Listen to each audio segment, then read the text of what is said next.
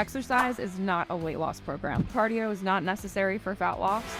Carbs are not the enemy. One of the best ways to improve your hip mobility that doesn't require stretching, get up off your ass and walk around. There is no magical fat burning zone, only poor habits and a poor diet. What is golf fitness? It is a program designed to make your body better at the game of golf.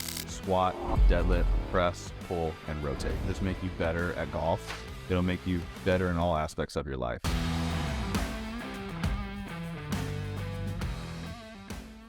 It's cool because then I can like look around and like. You love the microphone. Stop that you want it to be a stand. You love the microphone. Well, the only thing I don't love about the microphone is it makes my arm tired. When you got big. Well, I'll get you a stand. I'll order you. When you got big, super muscular arms, you'll understand. It'll get you a really good stand. It'll just clip to the side and just stick it in front of your face. I'll put it on squat. I'll put it on squat's back. Yeah, we've been wanting to figure out a job for him. I think he should be a dishwasher, but. All right, was that our intro today? That's our intro. Talking about mics and dishwashers and squats, roles and responsibilities around the house. Still trying to find a job for squat. I don't know how many listeners we're gonna get off the bat there, but hopefully some. If you have chores for your dog, let us know how they earn their rent around your house. Rent free. Rent free, little freeloader here.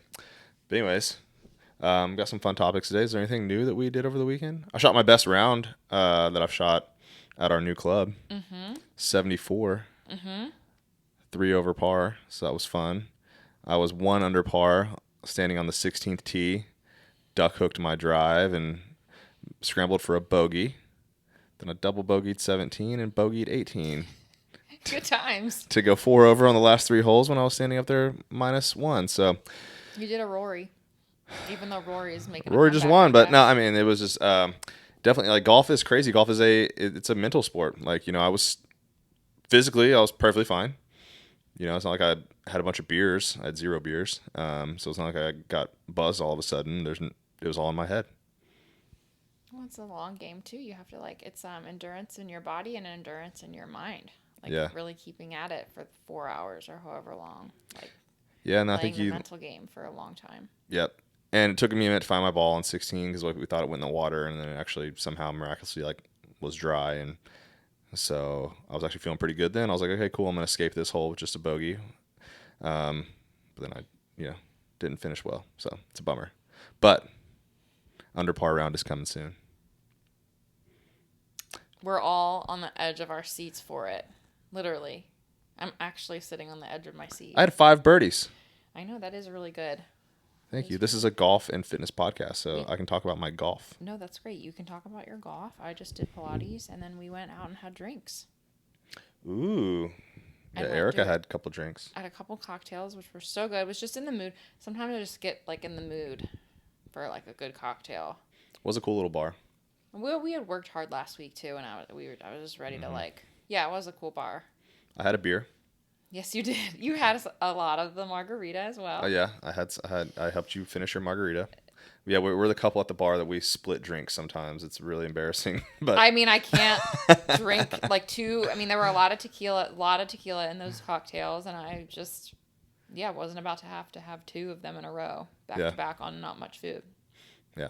I know better than that. And it was okay. I felt a little funky on Sunday, but it wasn't that. I wasn't hungover. I wasn't in bad shape. I got to work out and all that good stuff. But it is funny, every time you feel how it impacts you. Yeah, I've started noticing. I mean, granted, I used to drink so much that I kind of would bypass the whole I think buzz phase. Yes. And the actual kind of. But anyways, I just had I had 2 beers. I had another Miller Lite. We went and had barbecue. And literally, I mean, so that was 2 beers over the course and half a margarita. So we're talking 2.5 drinks over the course of 3 hours because we were at 2 different spots. Yep. And with food. Yep. And I was literally sitting at home on the couch afterwards. We were watching golf, and my heart rate was elevated. And my watch is sitting there telling me I'm going through a stressful moment, and I'm like, oh my god, I've had 2 freaking beers. And here I am, my body's like, what the hell is going on here? What is wrong with you?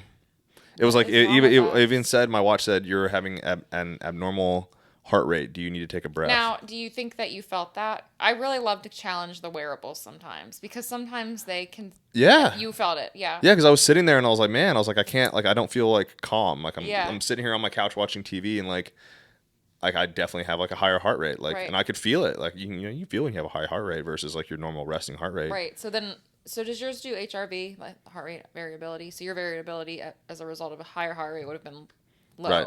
for Right. that day. So interesting. Yeah, so I'm sitting there like relaxing. I think normally like my heart rate's probably like around like what? When you're awake watching TV, it's probably like what, 60? Yeah, 50, 55. You know, and it was sitting there hanging out at like 80, Oh, 85. Jesus. Yeah. 79 to 85, I think is what it was. Yeah, my like 7-year-old watch, I mean, it does do my heart rate, but I just don't think that it doesn't give me any warning. It just doesn't have the upgraded softwares that some of them have now. I'm kind of glad that it doesn't, but Yeah, so my sleep suffered from that. Like Yeah. it's crazy. Just a couple Yeah. of beers, and like I used to have 20 beers, yeah.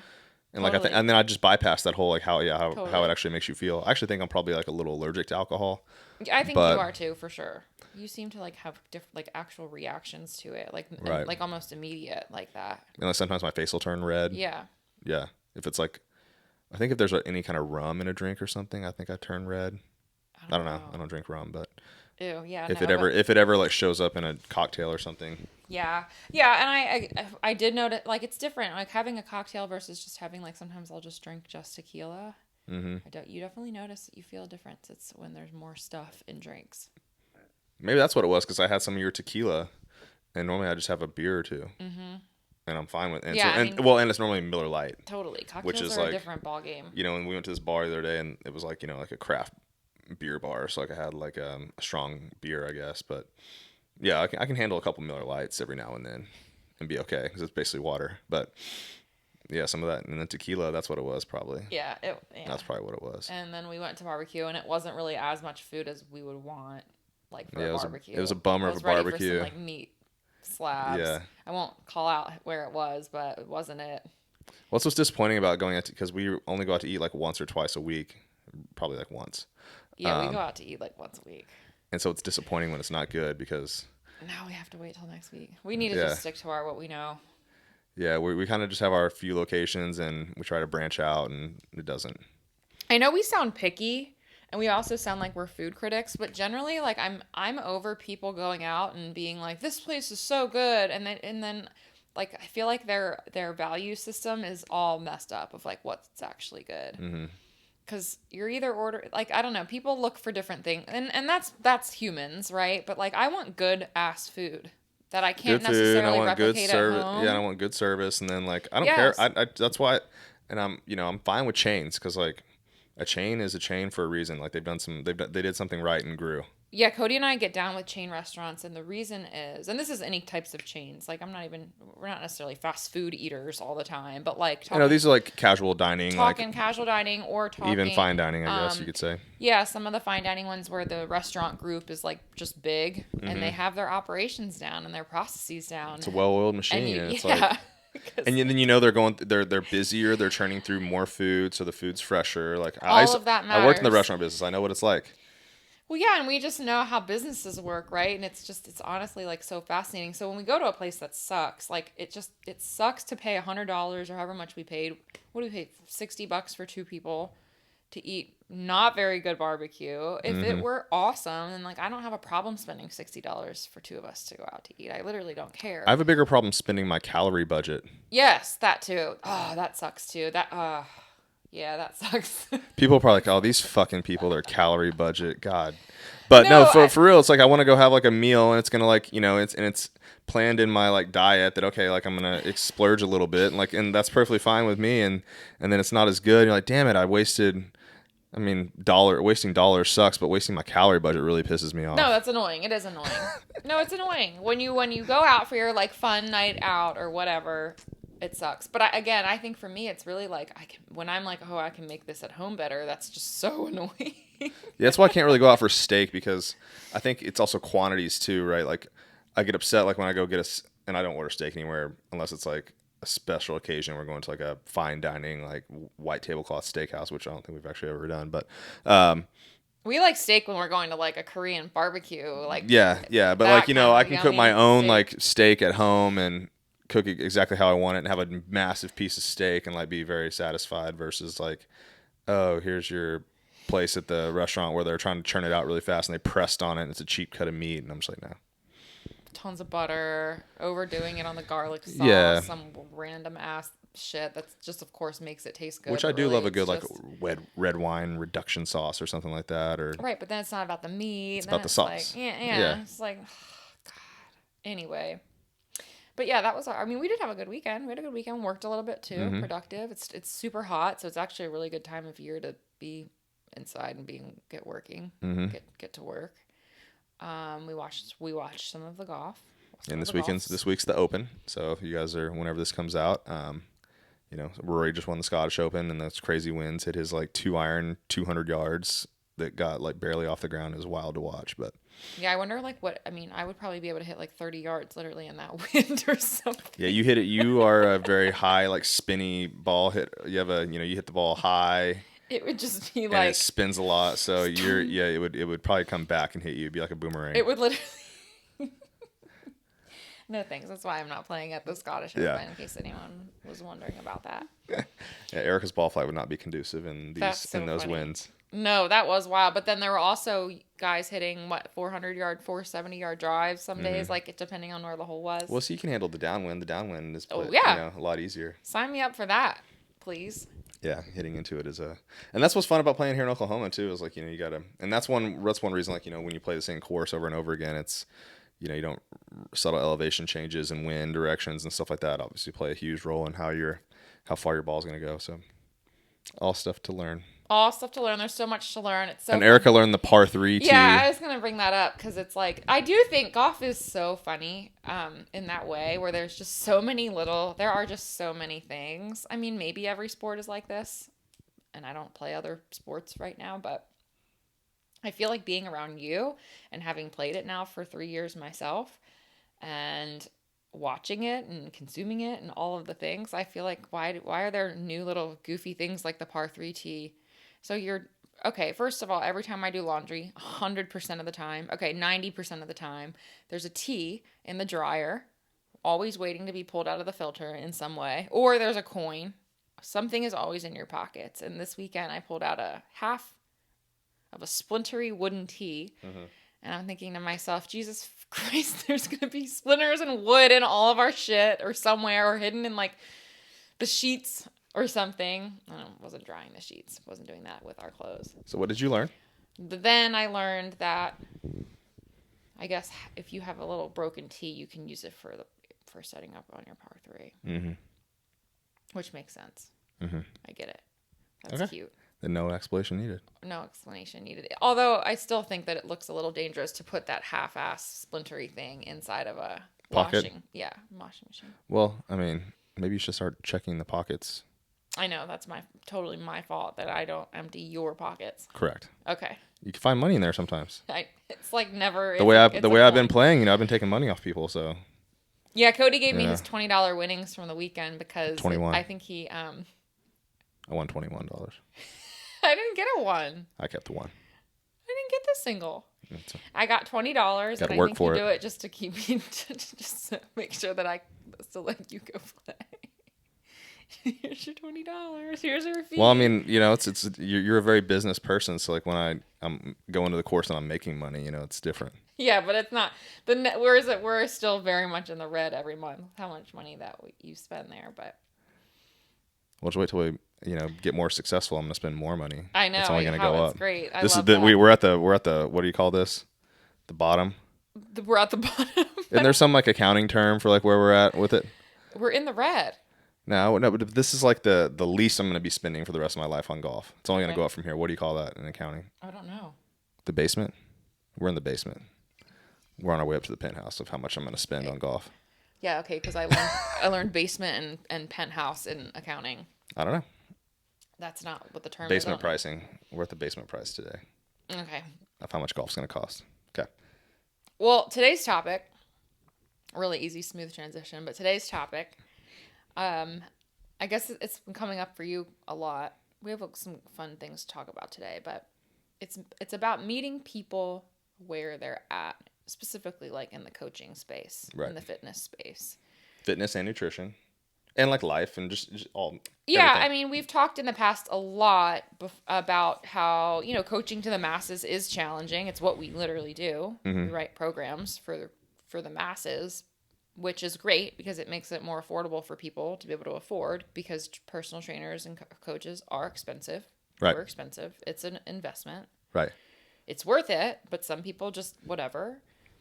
And but that being said, everyone is really individual. There is still people coming from totally all kinds of, there's general buckets of people, but you have someone who's trained for 10 years, you have someone who hasn't trained in 10 years but they used to train, you have someone who's overweight, you have someone who's underweight. Like there's just there's like endless combinations of people. And I think one great thing about us and our programming is that we both came from an individual or one-on-one coaching backgrounds. So it's like we've got the reps in of combined coaching like thousands of people. Right.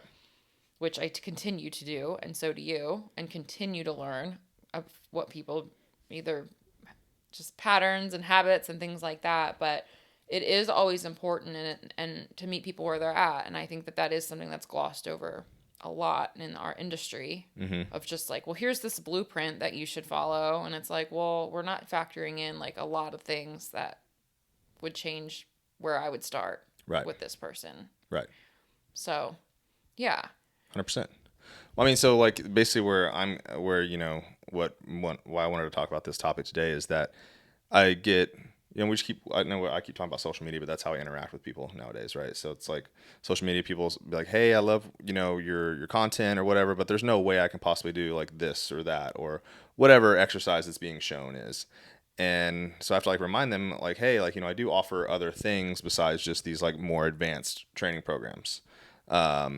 And that's why we also like, I've made all my programs where it can also be like how many times a week. So like whether you're beginner, intermediate, advanced, like we're still going to meet you where you're at. So like if you are someone that hasn't worked out in a long time, let's try to work out like once or twice a week. If you already work out like 5 days a week, I got a plan for you too. So I'm gonna meet you there wherever you're at. And I think that's what it is. And what we were talking about the other day and what made me really want to talk about this is like, that people, you're not really going to change people too much right out of the gate, right? So you got to meet them where they're at to like get them to trust you, get them to see that whatever it is that you're doing will help them, right? And if it doesn't help them, then it doesn't, but it usually does. Same thing with like nutrition or whatever. Like, so if someone like never has calculated their macros or this or that, like you approach them differently than someone that has been doing that for years, right? So that's kind of where I was at. And, there's a lot of things that are out there in the fitness world that people enjoy doing. Like and I think my job right now, or like what I'm trying to do is kind of meet in the middle or like meet them where they're at. Or, like if you are someone that enjoys bodybuilding, like you love going and doing chest day. Like, do I think chest day is the best thing for your golf game? No. It's going to make you too tight in your chest. Like eventually, your goal for doing chest is to make it bigger. And eventually if your chest gets too big, you can't play golf very well because it literally gets in your way. I know, my chest is totally in the way all the time. Yeah, you got a big problem. But anyways, so like, okay, well, what can we do? And this would be like someone that, would want to do like a custom program because I don't write like golf bodybuilding programs yet, but maybe I will one day. Like if you are not going to stop bodybuilding, like if there's nothing I can do, like if I got to pry away a bodybuilding bro split chest day, back day, leg day, arm day from your cold dead fingers. Okay, but you want to get better at golf. How can I provide that for you? How can we make them both work as best as possible? Like, because I just don't think it works perfectly, or else you would see a lot of jacked golfers out there on tour, right? They'd be doing some bodybuilding stuff because everyone loves doing a good old bodybuilding workout. Maybe not everyone, but I think they're fun.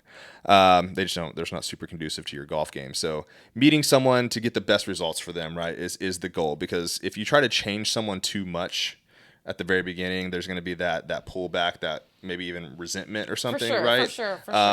You got a massage in the beginning. Yeah, that just doesn't go well. Because like I've tried to do that. Like, if you take someone off the street, right, and I used to work at the big box gyms, and they hadn't worked out in years, or maybe they never worked out at all, but they're super motivated. I don't know what it is. Maybe they saw their doctor. Maybe they're a little older, or you could be young too. I shouldn't say that. But they're like, shit, my doctor said I need to lose weight and I need to lose it now. Okay, I'll be here 5 days a week. You won't. Straight up. Like that will not last. Maybe you do it for a couple weeks. Maybe. I've never even seen that happen. Yeah, you're right. We like a lot of people. Like people will say, can come it out lasts hot for 30 days, and I'm like, that's you're really probably good. pushing it. Yeah, like Yeah. if you're gonna do 5 days a week and you've done in the last 30 years you've done 0, Correct. or maybe 1 every once in a while, and now it's 5 days a week all of a sudden, that ain't Yeah. gonna happen. Totally. So like, how am I gonna meet that person where they're at? That's gonna be 1 day a week, or something like that. This is like custom programming people. But anyways, like all these programs that we provide are there we offer different ones to meet people where they're at. Yeah. And figuring out what you need is going to be the best way for you to get to where you want to go. And maybe if you're looking at someone out there or social media and you're like, oh, I really like how that person moves in their workout, but we haven't really thought about what it's going to take to get there. Like, let's get you where you're at today, and we can start moving you towards that, whatever it is that you want, but you're not there today. I'm going to meet you day 1 right here, and this is what we're going to do. Yeah. So that's kind of where I wanted to go with that, is that there is just so many paths to success in fitness and nutrition and overall health. But take a real hard look at where you currently sit, and what your first step is going to be in that direction. Go 100%. I think that's spot on. So good and so important, especially for the people out there that think that they need to fit in like this. They're put their, what is it? Square peg in a round hole type thing. Like, I'm here and I want to get there. It's like if you're a financial advisor or something, and your client is like broke and just starting and investing, and they're like, I want to be a millionaire next year. You're going to want to level with them. And it's literally the same thing in fitness of like, you're not going to be a millionaire next year, but like we can start here. We can pull you, we can reel you in and start from here and maybe get you there in 10 years, right, or 15 years, or whatever that it is. And I think that fitness is the same way. And it's important for us to go and do it, like, go in, do a deep dive inside and like understand that you've lived your life a certain way for 10, 20, 30 years. There's no need to flip it upside down or even expect yourself to, because that's what gets people in trouble. Right. And I think that the fitness industry is to blame for that a little bit too, because we kind of throw these certain diets and programs down people's throats as if they're going to work. This will do it for you. This is going to work for you. And it's like, well, maybe, but like we need to do a better job of educating people on what works for them and how they can find a program that works best for them, or how they can fit this into their life. I just made a post about this today on social media about like the little tweaks, the little changes that start to really add up. And I think that that's kind of something we've talked about before too, but that plays into this conversation, because it's like, yeah, you can go out and get 12,000 steps a day, but if you're getting 2,000 steps a day, adding 10,000 a day is going to be a very dramatic, abrupt thing for you to go do in your life. That doesn't make any sense. Right. It's a gradual process. And the last thing I'll say is like again, we have to remember that the people that we see on Instagram and social media and the people that have been in this industry for decades, like us, have been doing this for such a long time. So I think it's really easy for people to be like, well, even in 6 months, like, can I get where you're at? And it's like probably not, just because like I've been dedicating my life to this and living this way and evolving and changing and growing and learning myself and fucking up myself for a really, really, really long time. Right. So it's important to like, a very long time that I've been fucking up. No, just been going at this for a very long time. Yeah, so it's just it's back to like just expectation leveling a little bit. And I think that has been a big part of my coaching. I think it's what makes us both really good coaches. In the beginning, I'm not going to speak for you, but like, yeah, you want to people please and like, oh, I can help you with that. Oh yeah, you want to lose 20 pounds for your wedding? That's next weekend. Okay, like sure, like 100% was that person, was that coach, was that right. trainer. Oh, you want different, funky, fun workouts that are always going to be fun and different for you, and they're not going to ever get you results, but you want to do them. So, and I don't know how to tell you no. Yeah. Sure. Yeah. We've all been there. Like when we're new in the training space and you don't have the experience or the confidence to tell your client like, right. This isn't how it's going to work. Now, like that's 100% of like the upfront conversations that I'm having, or, DMing or emailing or working with a client on, is like, 100% like meeting someone where they're at and like getting, 1% better each week. Right. And it does take a while. And to your point, I love when you kind of brought up like you don't want to do that right away with new clients necessarily. There's an art to that, which is a whole nother episode in and of itself. We could almost do for like coaches, but yeah, you want to give people what they want a little bit of too. There's plenty of people that they have to do their 5-mile run once a week or whatever that it is. And it's like, all right, like that might not be the best thing for what your goals are right now. But like, if that's going to like make or break it, then like, fuck yeah. Like, let's just, let's make sure that we're adding that in. Oh, we had those little tricks. I mean, yeah, if you came to me when I was a trainer, and you wanted to lose weight or something, and you truly believe that, cardio, you had to do cardio to lose weight. Like, I've got to give you a little bit of cardio, or you're going to be, or if it doesn't go the way you want it to, you're going to blame me and say like, because we didn't do that cardio, or they're going to quit in 2 weeks. Yeah. So and not do any. You've got to, you got to play the game, Yeah. So you got to play the game. So like, like a trainer like that, at the end, you'd be like, okay, we're going to finish with this Tabata. Yeah. And I still have people do Tabatas because they're great, but like, I'll make you sweat and tired a little bit. So that way the last thing in your mind was, oh, we just did that. I'm smoked. That's what I needed. That's going to be what loses me weight, or helps me lose weight. But really it was the squats at the beginning, and we're trying to get your nutrition in check, and that's really what's going to be the ticket here. Yeah, 100%. What's that phrase is you can have whatever you want, but not all at once? Is that how it is? I don't know what the actual phrase is, but it's one of my favorites. And what I say is like, you can have it all, but you just can't have it all at the same time. That's it. That's the phrase. Yeah. And that's what people need to understand. And it's like, yeah, no, like I love you'll give you a little bit of what you want, but here's what you need, and then that'll be like the first step in the right direction for you. Totally. And then some people have no idea where they're. If you're just like coming straight up off the street and you're like, oh my god, I got to do something, like that's another conversation. But usually it's just some kind of beginner program where you're going to learn how to do functional movements of fitness like squatting and hinging and lunging and pressing and pulling. So. And getting in the habit of just creating that time for yourself, really. Like for the beginner, like are we just getting up and creating our 30 minutes a day of getting our movement in, getting out of our chairs and our car seats and standing up and moving. Yeah, and I mean, I used to, I'll admit when I was working for a company, and I had certain metrics I had to hit for like revenue, and someone wanted to train 3 times a week and they were brand new, I would sell them that package. But the better thing to do is if you've like looked at your calendar and you have 3 hours a week to work on your fitness goals, 2 should be in the gym. The other is going to be prepping your food or going to the grocery store, or just overall like coming up with a plan of what you're going to put in your mouth. Like, spend that. If you've already blocked off that hour's nutrition focused, however it needs to be. If it needs to be going on to a site that does meal planning, sends you food in the mail, that's what you need to spend that hour on, and order your food and get that all set up, get your auto pay set up, and get your food in. But like, that's what I tell people now. Because I don't work for a company my boss isn't going to call me at 5:00 in the morning before I wake up and be like, where aren't your numbers in today? Yeah, that's different. Yeah, well, it's different business, different life. Fitness is a business, and I think it's really important for people to remember that. Yeah. And again, that's also why like we have to remember the Group X studio selling you 5 times a week on coming to their classes. Like, they need to make money. They want to have full classes. They want to sell you more packages. Yeah, business. It's not a bad thing per se. It's just the business. It's how they're literally going to be. It's how they make money. Living their life. Yeah. I mean, it's like the car wash. Like, we get an unlimited car wash. Is it bad? Yeah, they got us on that. They got us. $10 for the first month of an unlimited car wash, though. They got you because it goes way up on the second month. Yeah, they did. They got me.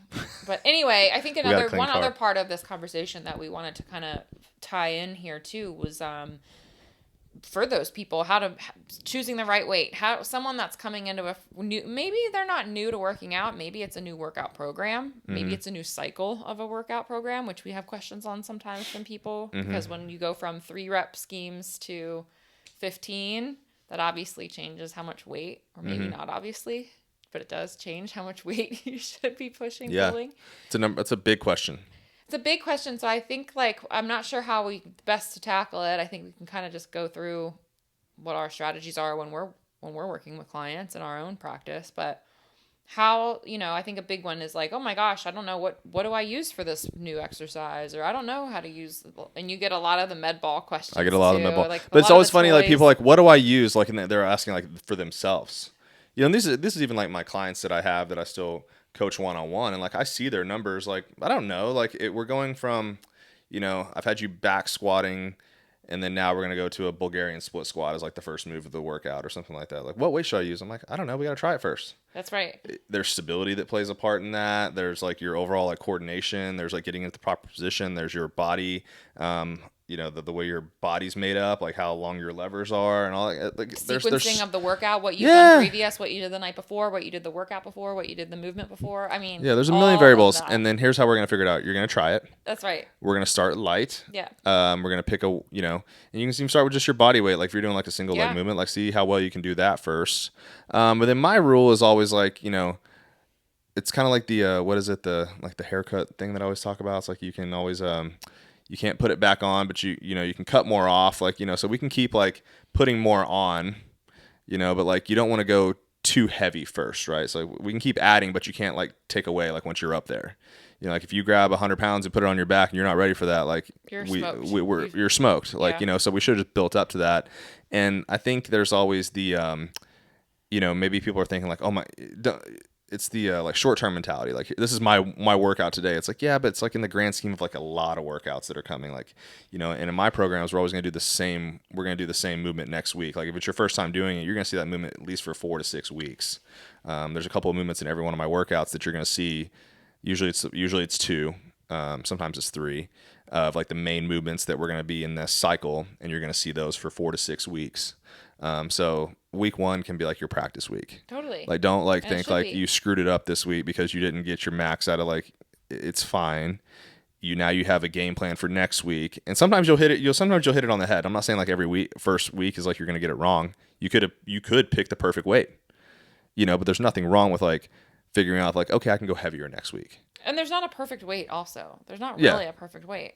To your Yeah. point, like it isn't about, maybe it felt good and that felt good for that week, but it's okay if it doesn't, and most of the time it probably honestly isn't. I mean, Right. we've again both very experienced to this day. It really does there's so many things, what I ate the night before, if I'm feeling stronger or not, where you have to like listen to your body a little bit too, and just move the ego out of the way as well, which I think is like a big one of guys and girls wanting to make sure they're doing like the most, but forgetting that your form and how the movement feels, and also getting in a warm-up set and make sure your body is appropriately like primed and ready to go. Like those are all really important things too. Yeah. But like for sure start conservatively, because to your point, going heavier at the beginning is going to only make things worse and Right. harder. Well, and like looking at someone's movements, like the last thing you should look at, I mean, if you want to look and see like, oh, cool, that guy can back squat 315 pounds, but like see where his feet positions are, like see the sequence where the hips end up, like, the spine angles, like look at that kind of stuff, mimic that, and then you can start adding weight on the bar. Don't start with the weight on the bar. Correct. And then try to mimic from there. Yes. Like that's only going to result in problems. Yeah. And I like to see, one of my rules is, I want to see like the last like 3 to 5 reps being pretty challenging. Yep. Right. So like in a rep scheme of, let's say 8, I want to see the last 3 to 5 reps. So like the first 2 or 3, is tough to gauge because like you're not, that shouldn't be your hard reps.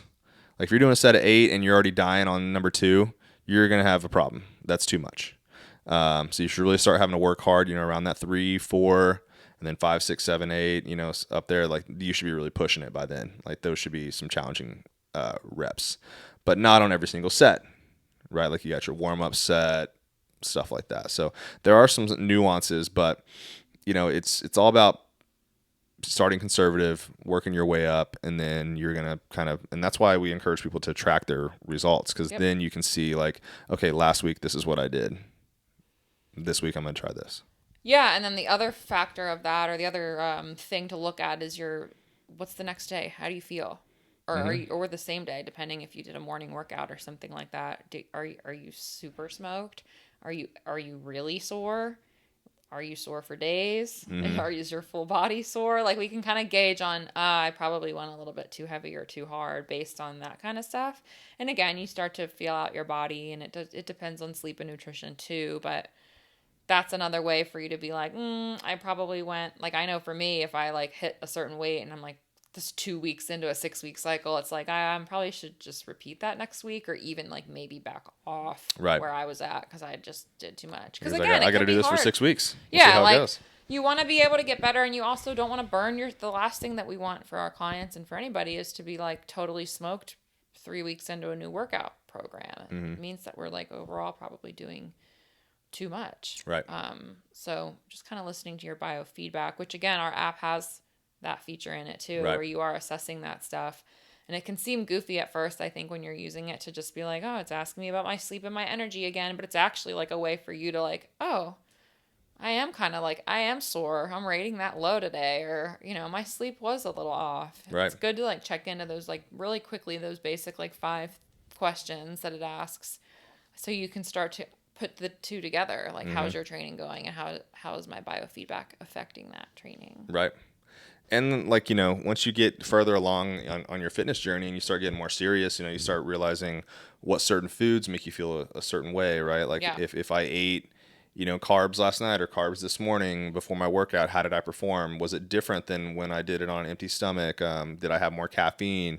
Now we're working with a supplement brand. So I've always encouraged people to, get caffeine pre-workout, take creatine post-workout. If you're not getting an adequate amount of protein in your diet, you should take a whey protein supplement.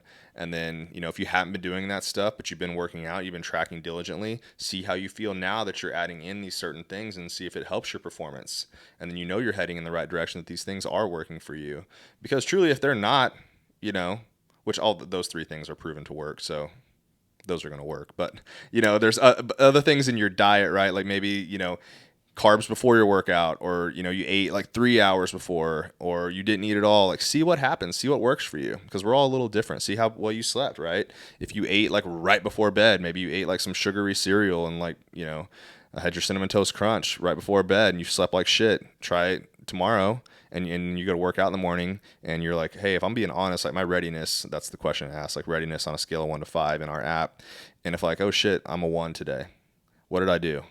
Oh, last night I had that giant bowl of Cinnamon Toast Crunch before bed. Yep. I feel like shit now. Yep. Let's not do that again. Yeah. Or maybe you feel great and you should do that again. No, totally. Like let me because that can happen too. Like, I'm not shitting on cinnamon. I love cinnamon. I brought Cinnamon Toast Crunches. I love it. Like if it fit your macros and you ate it last night before bed and you slept great and you woke up and crushed your workout in the morning, maybe Cinnamon Toast Crunches is something you need at night. I don't know. Well, it means that the carbohydrates maybe, or maybe that was, you needed that little extra boost. Now, maybe not every night, but Right. Had you had carbs all day and ice cream all day, and then you also ate cereal, that would be probably in excess, right? Yeah. That's why there is so much nuance. And this is the value of working with a coach to guide you through like some of these things. Because we're going down like the path of like where things can start to feel kind of complex. But I think the big takeaway too is just like, listen to your body. There isn't a right or a wrong way. Put your ego aside. If just because you can 1 rep max a certain weight does not mean that's what we should be doing for 3 reps to 15. Like, it's important to really, again, the minimum effective dose is true in training. And there also is a diminishing returns point as well. There is doing too much of a good thing, truly. Right. I was just looking last night, and then we can probably wrap up. Something just made me think of this.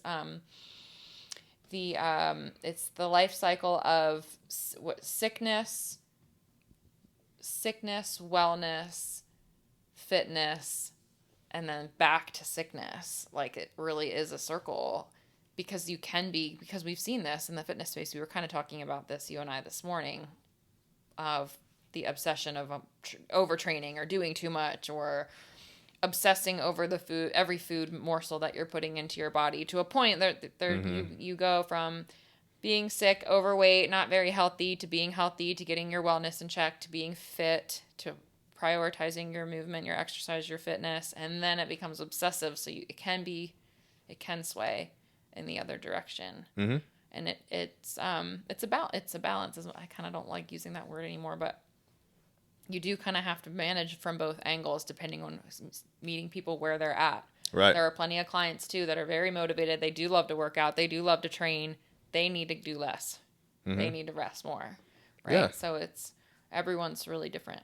Yeah, I mean, we're no different. I mean, we just talked about at the beginning of the pod, like how we were out Saturday night with a few beers and stuff, and I know that every time I do that, I do get this like heart rate thing. I don't feel as good, but I do like actually when I'm there in the moment and having a beer and we're hanging out and like friends are around or whatever, that I enjoy that time, and Totally. it really lets me kind of get out of the the very regimented life that we have, and we also just went on like a 3-week road trip where we got to enjoy ourselves too. So like, you got to have your balance in there. Totally. But Yeah. I think a lot of people, if you're always just doing stuff like that, you're not balanced. Like that's unbalanced. But we can kind of stop there. I mean, everyone's different. Everyone's goals are different. And we've talked about this before, but if your thing is and you really love going out every night or every weekend, then have at it. Just expect to like not necessarily progress in your fitness and health goals. Right. I mean, that we just have to understand that you can have the things, you can have it all, but not at the same time. Not at the same time. Yeah. So with that, I think that was a good discussion. Guys, let us know how we're doing on these podcasts. I want to hear from people on the podcast. We have lots of listeners. They're growing every week. Yes, thank you all so much. And, for the theme of this podcast was meeting you where you're at. Like if you want to reach out to me or Erica and see like which one of our programs is right for you, we've got, I don't even know how many 6 programs we have right now. 6? Uh-huh. And I am dabbling with a golf bodybuilding. I don't want to say too much about that because it may or may not work, and I may not ever release it. So, I mean, let us and know. If that's one thing I do want to say. Like, I the bodybuilding is starting to like really explode. Like maybe that's we didn't do the what are you obsessed with this week, but what are you obsessed with, bodybuilding? I think bodybuilding, and because I have done a couple bodybuilding workouts in the past like few days, and I did play golf really well the other day after doing a bodybuilding workout in the morning. It was the leg workout though. Like I don't know how well I would do after doing like upper body. But I forgot because like when I first started lifting weights, I did bodybuilding workouts. And I remember this today, and I hadn't thought about this in a long. I was lifting with my buddy. His name was Jordan. We were like 16 years old at my gym in Jinx, and I remember he told me, he was like, wow, he's like, I can really tell like you can feel your muscles when like you're doing your certain workouts, right? Like I have that mind muscle connection. I've always had it. Like 16 years old, I could in like he would do it. He's like I don't feel that, or whatever it was. And I was like, dude, I could like lift through that pain. Like I feel the pump, and like I loved it. And so today I was doing, what was I doing? Oh, like some leg extensions, like I never do those. I never program those for golfers ever because it's like a bodybuilding thing. And I was like, wow, I can feel my legs like on fire when I do this, right? Like I can make that connection. So anyways, like, yeah, that's one of the programs I am working on. But if it doesn't help my golf game, I'm not going to sell it to golfers. That's like, correct. so that I do all my programs myself. I find out if they work, and if they complement your golf game. And if they don't, then this will just be a program I tried, and it'll just live in my library on my computer that no one will ever get to play with except for me. No, never say never. It's always an evolution of training and things, and we're always growing and learning. And I mean, that's like the cool thing about this industry. Really, is like there are trends, but there are also like things that improve and get better. Yeah, I mean, bodybuilding, of course, has been around forever. Right. I mean, Arnold and all those guys in the, God, when was that? 60s, and it's been a long time that bodybuilding has been popular. But I feel like it's got a nice little resurgence, and I'll admit I've enjoyed the last few workouts I've done. But my handicap's been going, and this is like a good way to track. Like my handicap is on its way down. Yep. And if my handicap stalls out or starts coming back up, no more. I'll drop it like it's a bad habit. Yes, as you should, because you're tracking your metrics. I track all my metrics, all of them. I'm obsessed with is the quarterback show on Netflix. I love it. It's so good. I'm fascinated with they're doing the way that they're directing it is really good, and producing it or whatever. But it's what a wild job. It's one of those things where that it's a wild job, but like fuck, seriously. It's a really good show. I like it. I like the mental side of it a lot. The mental last night where Kirk Cousins is, got that thing strapped to his head and he's doing like brain training and then all the routes they got to remember while getting your ass kicked. It's crazy. raising families, like being Yeah. dads, like doing I mean, it's crazy. It really is. So mad respect. But again, it's just such a Netflix, and what they're producing is wild. They've been putting out some good stuff, but this is a good one. Yeah, Netflix, if you're listening, we'd like one on the head coaches next. Yes, I do. I genuinely I think that a NFL head coach has got to be one of the most insane jobs. There's no way you're managing your team, and then you're also managing your relationship with the NFL. I mean, I don't know. I don't know a lot about it. I want to know more. What it was fascinating, they talked to Andy Reid for 2 seconds. And it was when Patrick Mahomes was talking about how they come up with plays, the players get to come up with plays, and how that's really cool because he gives them that leeway. And then Andy Reid got on there and said, yeah, I still have 51% of what goes on though. So it's he's still the boss. He's the boss. He lets, the whole team gets to do this and that. He's yeah, but he goes, if I don't like the play, it's out. Imagine that. And football teams are massive. Yeah. And so complex. Yeah. Being in charge of that. It's why. Andy Reid's obviously one of the best, but yeah, that was and then they have a ton of other coaches. You're in charge of the coaching staff. I mean, it's wild. Wild. That's why they make the big bucks, though. They do. They make some big bucks. So they really, really do. So yeah, request to Netflix, please put that in. And definitely have Andy Reid because that was pretty cool. Yeah, I would want some old school ones though too, like Bill Belichick. I think they already have one about Bill Belichick. No, but I want it produced in the way that this one. Everyone has to go watch this. I'm sure everyone has. Yeah. It's got to be on showing up for people that like sports and stuff. But oh yeah, for sure. This is new. Anyway, thank you for listening, for tuning in. Yeah, thanks for tuning in. Find us at Cody Wescott Golf on YouTube, Instagram, Facebook, etc., etc. Yeah, sign up for our newsletter too. We've been pushing out some really good stuff every week. Lots of really good free advice / We got a new free workout released. Yes. You can sign up for that. So find us on Cody's Linktree or on our website, codywescottgolf.com. Oh yeah, the website looks great. Erica put some time into the website. It looks really cool. Doing my best. Learning every week. Not learning overnight. Well, I'm going to up your salary one day because people are going to see our stuff and they're going to be like, hey, we're going to try to hire her away. Yeah, no, it's not going to happen. I'm not going anywhere. All right. All right. Thanks, guys.